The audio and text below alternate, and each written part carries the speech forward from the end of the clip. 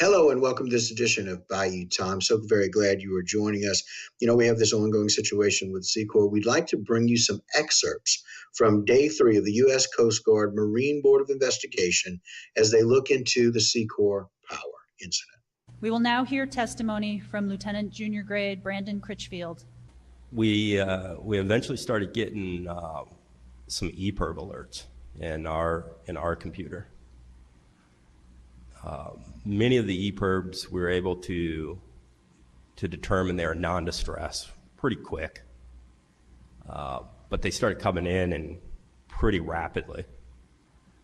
It's a little unusual for that many different beacons to be alerting to our unit.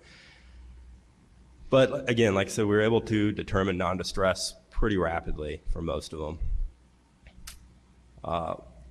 We got a couple beacons that were within just a couple minutes of each other. And all the watch standards started trying to help each other get them sorted out, make phone calls, and determine what the status was on them. In the course of that time, we got a hold of someone from Seacor Power. We identified ourselves as we always do. We're the U.S. Coast Guard. We have a beacon going off that's registered to a vessel. You're listed as the point of contact. The person who answered told us that the vessel itself was still moored in Fushan.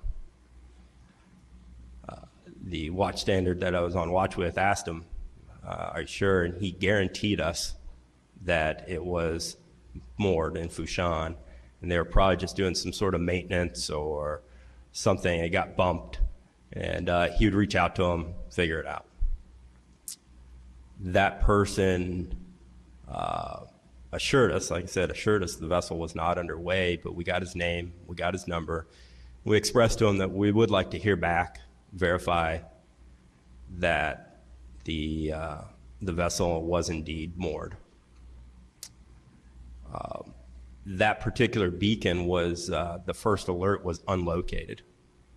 So on our computer, when beacons are displayed, if it knows where it's at, it will auto-generate a location on our computer, and we have like a GPS kind of looking screen, and it'll show about the location that's at.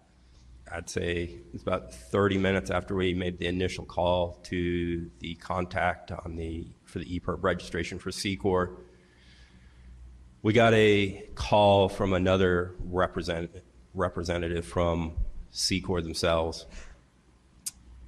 and I don't know where he heard it from specifically, but he was getting reports that his vessel was overturned. Right as that call came in, we were starting to get reports from our sector, who was getting reports from other persons on the water of a large vessel that had capsized. To say we were just trying to sort out the information that we had is an understatement. There's so much information coming through with so many different vessels that were in different states of distress. When that happened, it kind of gets your attention real quick, because what you're thinking initially was nothing may actually be something very serious. Before getting off the phone with that gentleman, we asked how many persons were on board that vessel. And that person told us that there were 7 souls on board. That is a very important piece of information to us, because we want to know how many people we need to account for. We reassess, and at the very first opportunity of being able to safely leave, they will. At that point, I started hearing reports that there was a civilian helicopter that was nearby, trying to get there, trying to lend any sort of support that they could. As well as we started getting reports that there was a Coast Guard cutter which at the time, we were thankful there was a Coast Guard cutter there, but it added a lot of confusion because we didn't realize there was going to be a Coast Guard cutter underway, and eventually found out that it was a Coast Guard fast response cutter that wasn't commissioned yet. They were just getting underway for some training or sea trials or whatever that they need to accomplish that day. Throughout the evening, knowing how many people were on board became one of those pieces of information we could never get hammered down. We're hearing reports from one of the survivors that had already been pulled from the water that there were 17 people on board, while we're getting reports from other company personnel that there are 18 people on board.